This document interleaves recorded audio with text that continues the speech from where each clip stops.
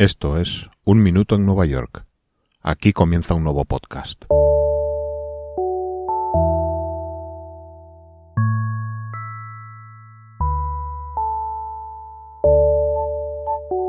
Nueva York ofrece al mundo numerosas imágenes icónicas que se hallan ya incrustadas en la cultura popular contemporánea. Hitos como el propio puente de Brooklyn, sus antiguos taxis amarillos, que hoy son ya únicamente recuerdos de décadas atrás, una vez ya reemplazados por vehículos híbridos, las luminosas y cegadoras pantallas de Times Square, el propio skyline de Manhattan o incluso el Flatiron Building con su aguda y dramática cara mirando uptown. Pero si hay una imagen que probablemente el 99% de la población mundial asociaría con esta ciudad,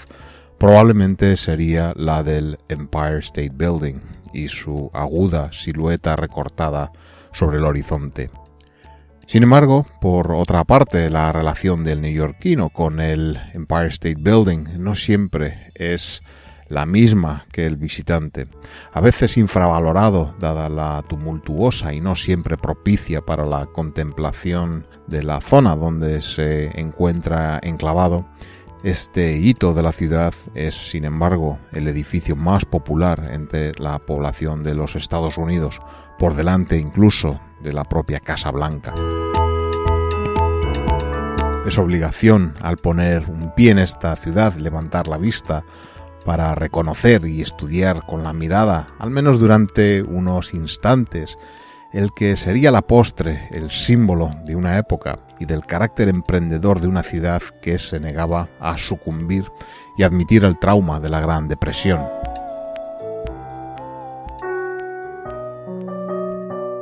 La parcela que ocupa el Empire State Building, situada en la Quinta Avenida de Manhattan, entre las calles 33 y 34, se hallaba ocupada hasta 1929 por el original Waldorf Astoria, un edificio que era el símbolo por excelencia de la alta sociedad que forjó la llamada Gilded Age, una época marcada por el masivo flujo de inmigrantes hacia los Estados Unidos desde Europa, la creación de grandes industrias que constituirían el esqueleto de esta nueva nación y las grandes fortunas creadas a su alrededor. Este magno edificio, inaugurado en 1893, curiosamente compuesto inicialmente por dos edificios construidos independientemente y separados, producto de la rivalidad entre dos facciones de la afamada familia Astor, terminó finalmente siendo unificado mediante el que se llamaría el Peacock Alley, dando lugar a uno de los más significativos ejemplos de las arquitecturas del pasado perdidas de Nueva York. Además de ser el centro de reunión y confluencia de las clases sociales más adineradas de la ciudad durante este primer tercio del siglo XX, otros acontecimientos históricos se vieron enmarcados dentro de sus regios salones. Una muestra de esto es la propia comisión de investigación constituida por el Senado de los Estados Unidos en 1912 tras el hundimiento del Titanic en las gélidas aguas del Atlántico Norte, una de cuyas víctimas en el naufragio fue el propio John Jacob Astor IV, directamente relacionado con la familia propietaria de este hotel.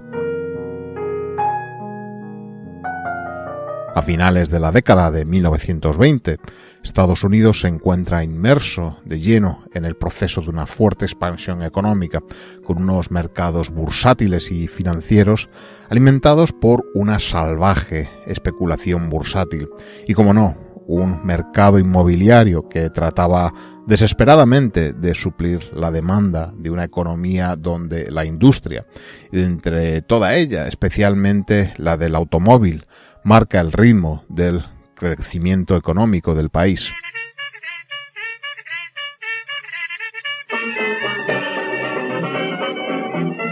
Por aquel entonces, el Midtown de Manhattan y en especial la Quinta Avenida, en otros tiempos flanqueada por grandes mansiones residenciales, propiedad de las mayores fortunas del país,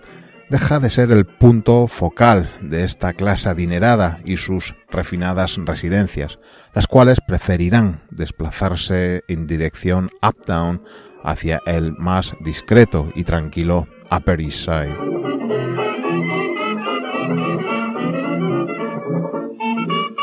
El Midtown pasa a ser el centro de negocios y comercial de la ciudad.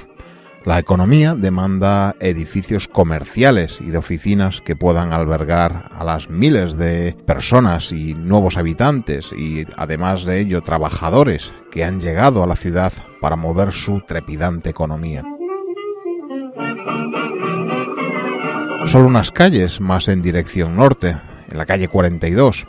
el magnate automovilístico Walter Chrysler inicia en 1928 la construcción de su rascacielos Art Deco, un edificio corporativo que aspiraba a ser el edificio más alto del mundo por aquel entonces y mostrar la pujanza de la compañía que él encabezaba. En medio de este boom inmobiliario sin precedentes, durante el cual en Nueva York se pudieron llegar a contabilizar más de 700 edificios comerciales en construcción, el principal reclamo para un edificio de oficinas pasó a ser el de su altura y visibilidad. Por ello, era imperativo destacar claramente sobre los demás. Había que construir lo más alto posible.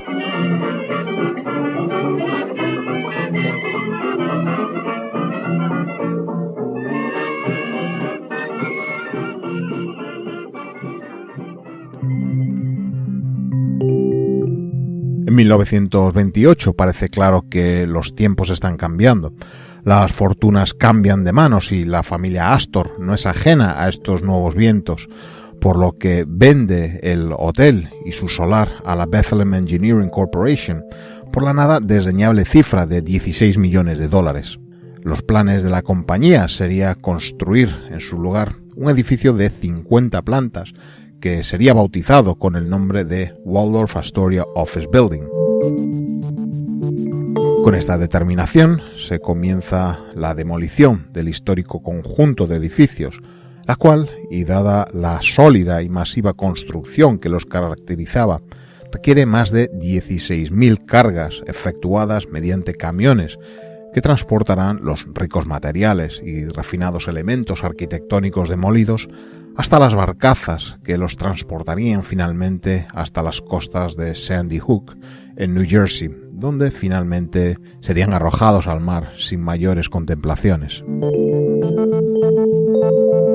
Una vez que estos trabajos de demolición alcanzaron los niveles de la cimentación del edificio, se llegó a descubrir en ella una cámara secreta repleta de las más selectas botellas de vino y champán que presuntamente estaban destinadas a ser disfrutadas por los acaudalados propietarios y huéspedes del hotel durante los años de prohibición del alcohol. Pero de manera inesperada, los planes de construcción de este nuevo edificio de oficinas se verán frustrados finalmente por no ser capaz la compañía promotora de asegurar la tercera parte del préstamo de construcción de parte del banco que estaba destinado a financiarla. El fracaso de esta operación no pasa inadvertido para un adinerado promotor inmobiliario llamado John J. Raskob. Raskob, al mismo tiempo que ocuparse de sus negocios, se encontraba muy involucrado en la vida política como secretario del Partido Demócrata y contaba con amigos dentro del mismo partido como Al Smith, anterior gobernador del estado de Nueva York y candidato a la presidencia en 1928, una elección que perdería en favor de Herbert Hoover, o el mismo Pierre S. DuPont, que a la sazón era presidente de la compañía General Motors desde 1923.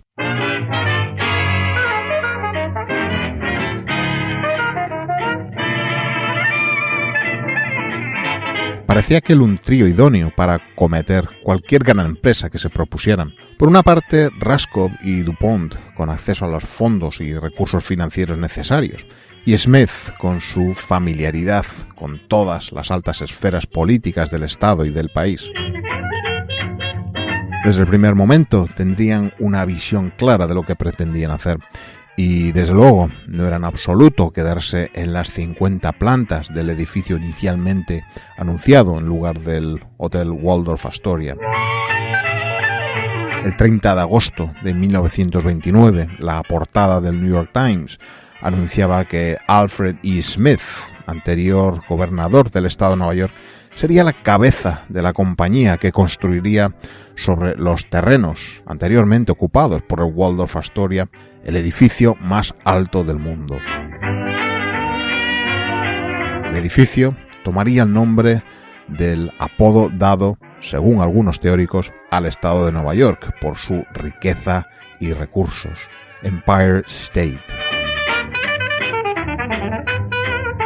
El edificio de oficinas, que se denominaría Empire State Building, se elevaría 86 plantas sobre el cielo de Manhattan y tendría un coste de construcción de $16 millones. Para el proyecto de este nuevo coloso, el trío se encomendará a los arquitectos que iban a encargarse inicialmente del proyecto del Waldorf Astoria Office Building. Estos son William F. Lamb y Richmond Shreveport, de la firma Shreve, Lamb & Harmon. El reto propuesto a los arquitectos era simple: ¿cuál sería la altura que se pueda alcanzar con un edificio y que a la vez sea seguro? Sin embargo, el grupo de promotores mantuvo en secreto los planes referentes a la altura final del edificio, en vistas a la feroz competencia por conseguir ser el edificio más alto que se disputaría con el entonces ya en construcción Chrysler Building. Con esta configuración de 86 plantas, el Empire State sería únicamente 4 pies más altos que el Chrysler, y Raskob y Smith albergaban temores que con tan estrecho margen, el Chrysler en ese momento en construcción ya pusiera en marcha algún plan alternativo para elevar su altura lo suficiente para arrebatarles el título de edificio más alto que tanto perseguían. Era un momento donde el edificio más alto de la ciudad era el edificio Woolworth Building, el rascacielos neogótico, finalizado en 1913. Estas rivalidades por atraer la atención del público y los potenciales inquilinos, basándose en alcanzar mayor altura, eran moneda común, estando el propio Chrysler inmerso en una lucha, con tintes de rivalidad personal incluso, por su altura final con el Manhattan Company Building, también llamado 40 de Wall Street, pero eso ya sería otra historia.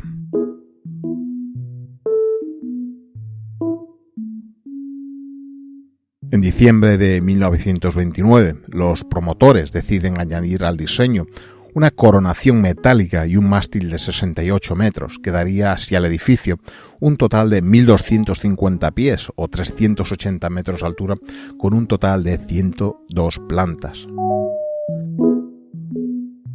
Estos planes no se revelarían tampoco a la opinión pública hasta el 8 de enero de 1930, pocos días antes ya del inicio de los trabajos de construcción. La altura final del edificio quedaría por tanto determinada, además de estas disputas e intrigas entre los abultados egos de sus promotores, por el diseño estructural y las nuevas capacidades de carga permitidas por el Código de la Edificación de Nueva York, revisadas durante la elaboración de este proyecto, y además la normativa urbanística Zoning Resolution, vigente en Nueva York desde 1916. Según estas ordenanzas, un edificio que contase con una ocupación efectiva de parcela o lot coverage del 25% no tendría ningún límite legal en cuanto a su altura máxima a alcanzar. Este principio impulsó a los promotores a adquirir más terrenos adyacentes en la misma manzana para así poder reducir ese porcentaje de ocupación y alcanzar una mayor altura. Este mismo factor sería un impedimento clave para el edificio Chrysler para poder alcanzar mayor altura en su diseño, dada la imposibilidad de poder añadir parcelas adicionales al proyecto del edificio. El resultado de aplicar estos parámetros urbanísticos sería la base de 5 plantas formando la alineación de calle del edificio, con la Quinta Avenida y las calles 33 y 34. Y ya a partir de esas plantas, en un plano más retranqueado, sobre esta base se yergue la gran torre con otros retranqueos sucesivos a lo largo de su altura hasta alcanzar la planta 86, donde sus espacios útiles y comerciales son culminados por la coronación y el mástil. Ya en aquellos años, la arquitectura construida en Nueva York se había desprendido casi por completo del tan popular en otras décadas y grandioso estilo Beaux-Arts, importado al país por los afamados arquitectos de la Escuela de Chicago, con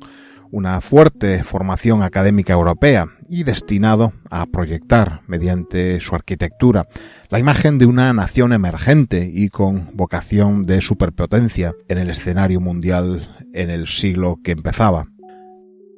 Es, sin embargo, el momento para el Art Deco, un estilo que tuvo una influencia relativamente efímera, aproximadamente entre 1920 y 1949,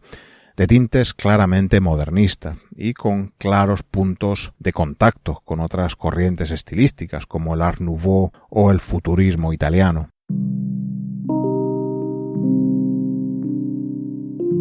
El Art Deco empleará los materiales modernos como el acero o el vidrio, pero quizá una de sus señas de identidad más marcadas sea el alto nivel de ornamentación, generalmente empleando colores metálicos y brillantes, motivos zigzagueantes, formas radiadas, dramáticas y que a veces buscarán presentar un aspecto plano y gráfico.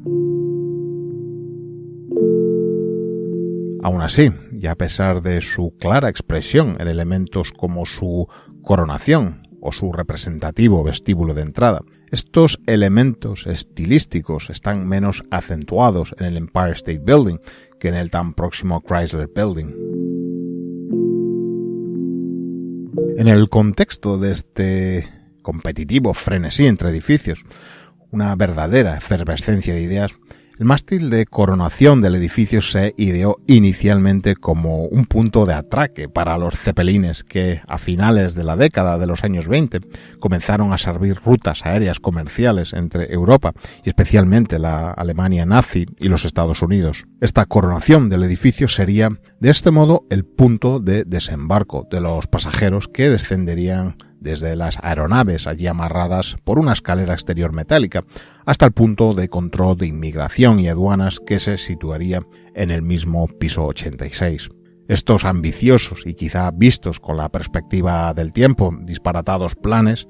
que parecerían únicamente posibles en los felices y locos años 20 no acabarían llevándose a cabo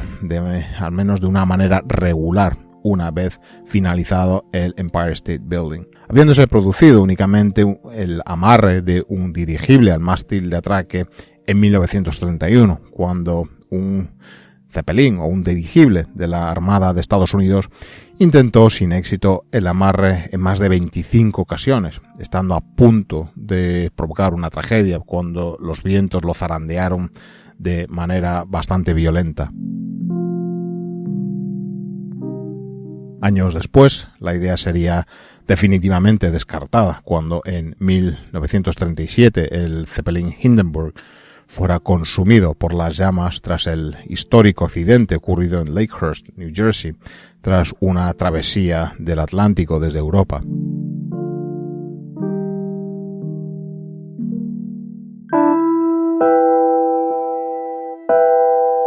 El colapso de la Bolsa de Nueva York en octubre de 1929 abre un profundo interrogante sobre la viabilidad del proyecto. El frenesí inmobiliario de la década se ve frenado súbitamente y en ese octubre negro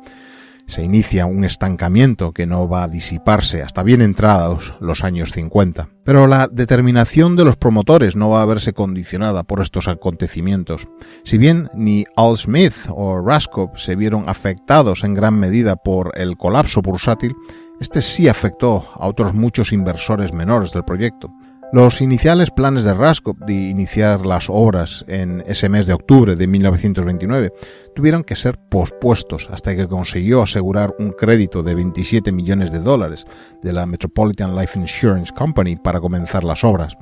Era el mes de diciembre de 1929.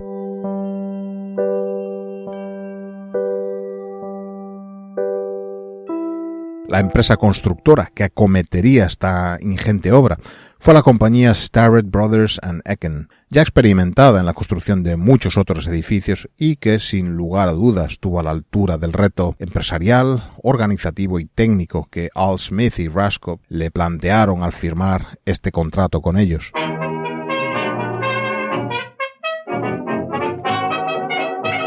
Los trabajos de construcción comenzarían finalmente el 22 de enero de 1930, con 2 turnos de 12 horas donde 300 hombres en cada uno de ellos trabajarían sin descanso para excavar los 17 metros de profundidad que servirían de base para la cimentación sobre el lecho de roca del subsuelo de Manhattan, donde finalmente se incrustarían los cientos de pilotes metálicos que anclan el Empire State a la isla.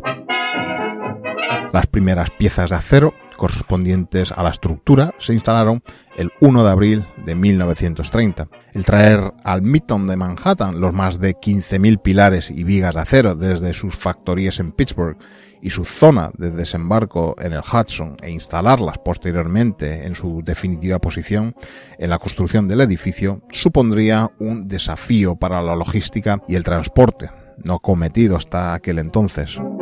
A este ingente número de elementos de acero se sumarían otros materiales de construcción necesarios como el ladrillo, tabiquerías ligeras, revestimientos metálicos o piezas de fachada de piedra caliza de Indiana que hoy en día podemos contemplar junto con mármoles de Italia y Francia, maderas del Pacífico Noroeste o granito de Suecia.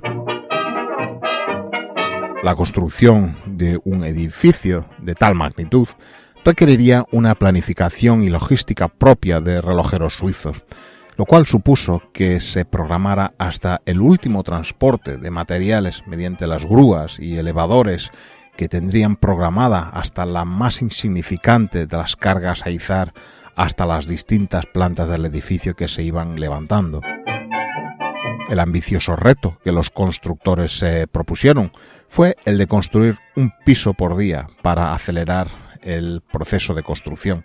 un objetivo del que estuvieron bastante cerca, con un progreso de 4 pisos y medio por semana, superando el anterior récord en vigor hasta entonces, que serían 3 pisos y medio por semana.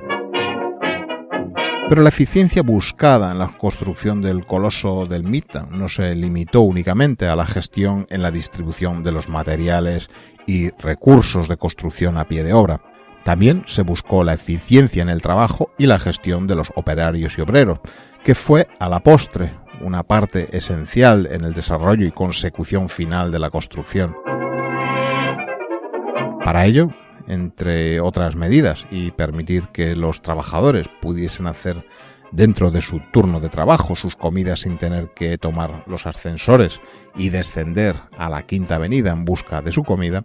la compañía instalará a intervalos de 20 plantas, cafeterías y comedores, donde estos obreros podrían comprar por 40 centavos de dólar su merecido lunch e incluso tomar una taza de café.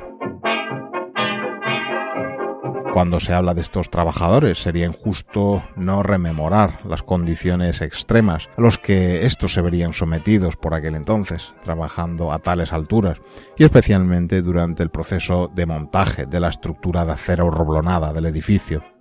La propia altura del edificio, la exposición a los fuertes vientos imperantes en la zona y las precarias medidas de seguridad laboral existentes en aquellos tiempos nos dejarían esas impactantes imágenes de los obreros transportando e instalando los roblones encaramados a vigas y caminando sobre el vacío sin mayor medida de seguridad que su equilibrio y pericia, arrojando un saldo final de trabajadores fallecidos en accidentes de 5 víctimas, según fuentes oficiales de la compañía, una cifra que fuentes sindicales elevarían hasta los 42 trabajadores fallecidos. Un buen número de estos trabajadores en altura serían integrantes de la tribu nativa americana de los Mohawk, venidos desde la reserva Kanawake, cerca de Montreal, y conocidos por su ausencia de vértigo en estos entornos, lo cual les proporciona gran capacidad para trabajar en construcciones a gran altura. Estos trabajadores Mohawk acabarían tomando parte en la construcción de muchos otros edificios en Nueva York e incluso acabarían estableciéndose en el barrio de Bottom Hill, en Brooklyn. A estos trabajadores en altura especializados hay que sumar otros 3.500 que en determinados momentos llegaron a trabajar simultáneamente en la construcción, tal como la fecha del 14 de agosto de 1930. Muchos de estos trabajadores serían principalmente inmigrantes irlandeses e italianos, afortunados por poder ganar un salario diario en medio del desolador panorama económico y social que dibujaba la Gran Depresión, marcada por sus rampantes niveles de desempleo y pobreza.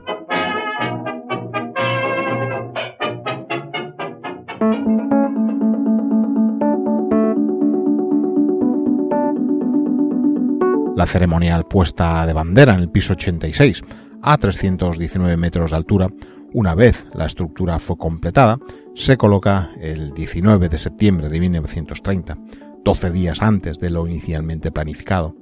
Y el 21 de noviembre, solo 2 meses después, se coloca la coronación y el mástil que darán al edificio su altura final de 102 plantas.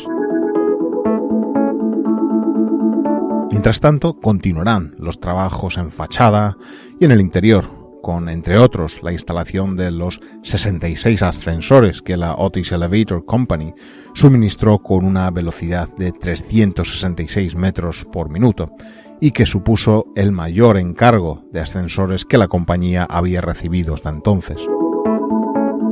El coste final del edificio, $40 millones, claramente por debajo de los 60 millones en total inicialmente presupuestados para la demolición del Waldorf Astoria y finalización de la construcción del nuevo edificio. Esto fue fruto inevitable del abaratamiento de costes de todo tipo, causado por las penurias de la depresión que todavía arreció en mayor medida durante los siguientes años de la década de los 30. La inauguración del Empire State Building, que fue todo un acontecimiento de masas en la ciudad y con una recepción de autoridades celebrada en el piso 86, se produciría el 1 de mayo de 1931, con 45 días de adelanto sobre la fecha inicialmente prevista. Governor, we are on the top of the 86th floor of the Empire State Building, the highest point in the world today that can be reached from a building designed, fashioned, built by the brain, the brawn, the ingenuity, and the muscle of mankind. I am very happy to take part in this very auspicious occasion with my old friend Governor Smith.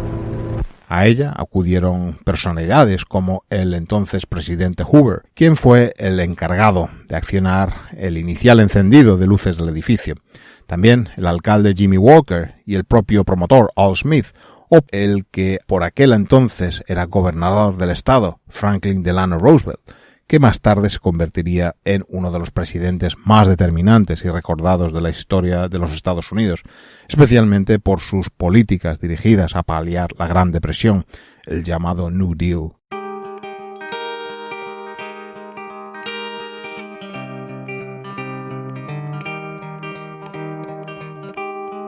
Pero al entusiasmo de los fastos y festejos de la inauguración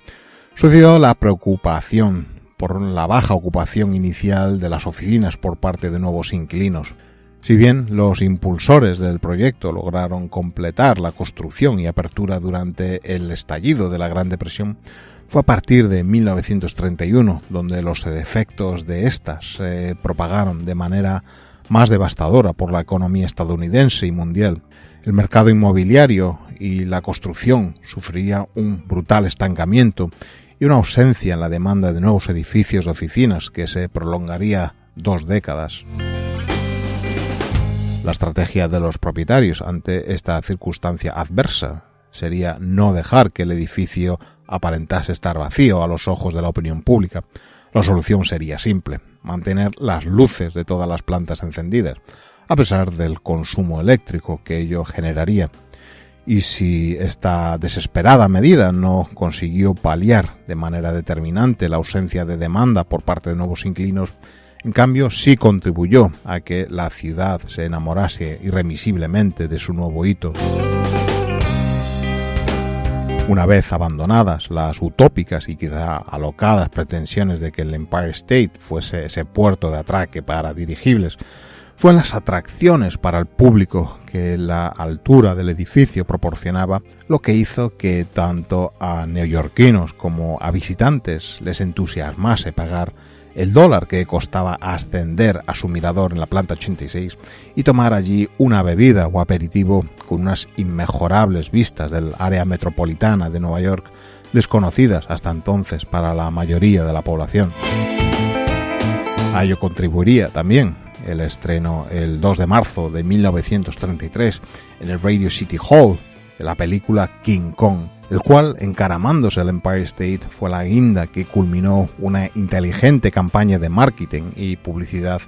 para atraer la atención del público hacia ese nuevo prodigio de la arquitectura y la ingeniería.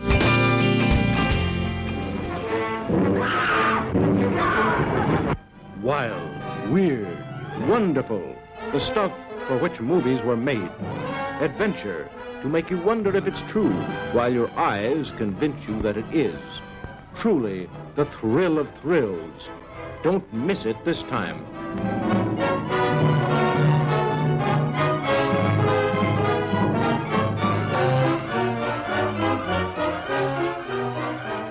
Aún así, durante los años de la guerra tampoco se vio exento el Empire State de las medidas preventivas de defensa aérea consistentes en el apagado de sus luces como medida ante posibles ataques aéreos. También, y durante los últimos meses de la guerra, el 28 de julio de 1945 sufrió el Empire State su único gran percance con la colisión contra su cara norte entre los pisos 79 y 80 de un bombardero B-25 que volaba hacia un cercano campo de aviación en Newark y cuya tripulación volaba desorientada debido a la espesa niebla reinante ese día sobre la zona. El accidente se saldó con 14 víctimas mortales, una de ellas en un edificio adyacente sobre el cual cayó uno de los motores desprendidos del avión. Sin embargo, el edificio no sufrió daños estructurales de consideración, por lo que fue reabierto al público solo 2 días después del accidente.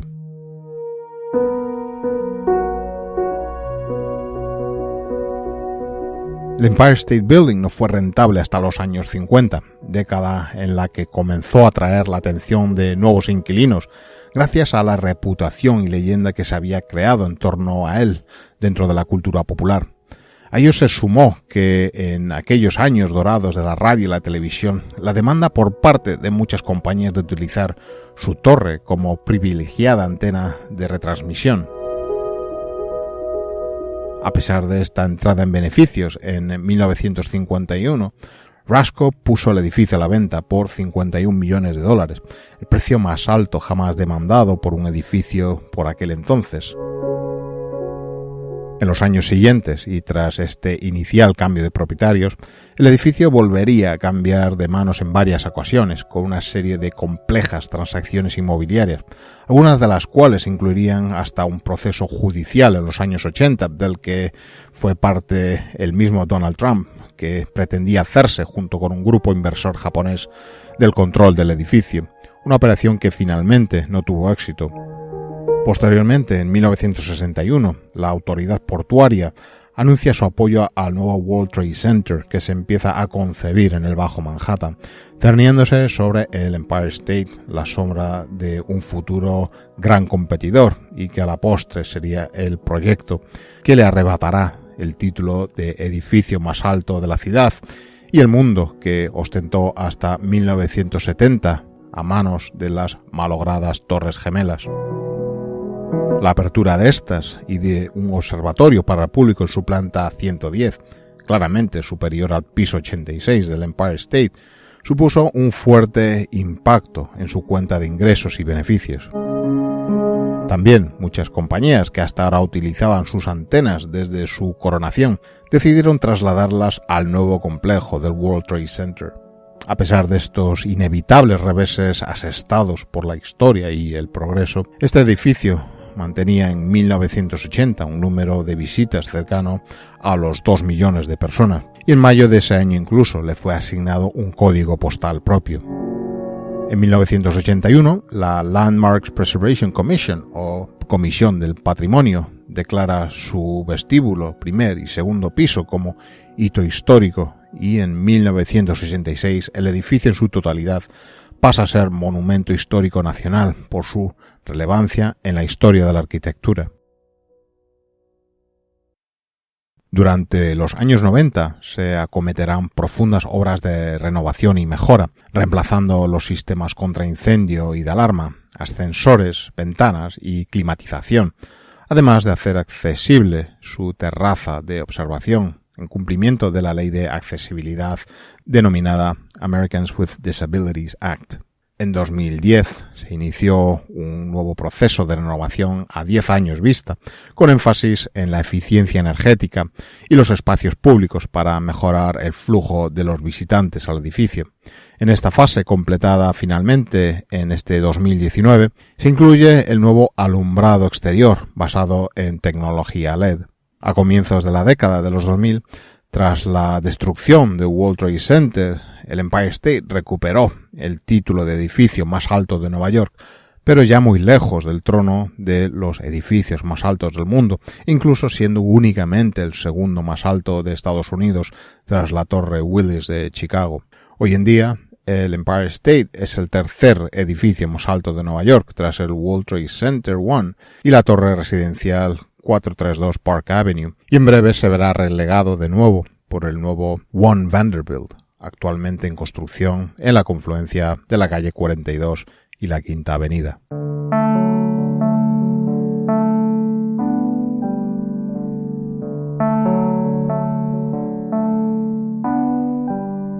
Tras 90 años de majestuosa presencia en el skyline de Nueva York, la silueta del Empire State parece un elemento inseparable ya de la historia de esta ciudad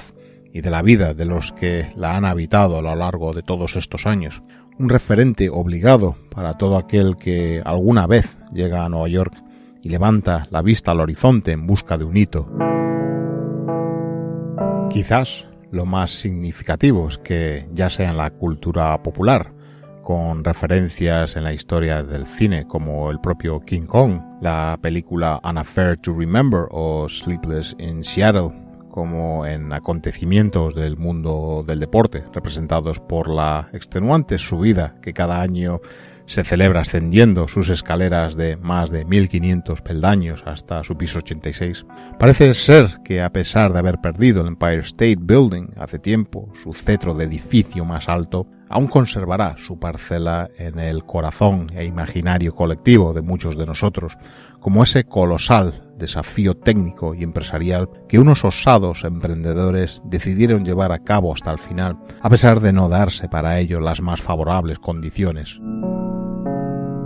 Hoy, cuando en Nueva York hay en construcción o en fase de proyecto hasta 10 nuevos rascacielos que a medio plazo superarán al Empire State en altura y preeminencia en el skyline, parece difícil que estos nos puedan hacer olvidar la historia de esos visionarios que buscaron un día ser los más altos. El paso de las décadas nos enseña que la historia tenía un lugar reservado para ellos.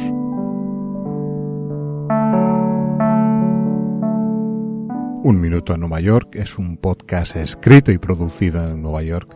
que te trae una selección de retazos de su historia, costumbres, personajes y arquitectura, contada desde un punto de vista personal, subjetivo y no siempre riguroso.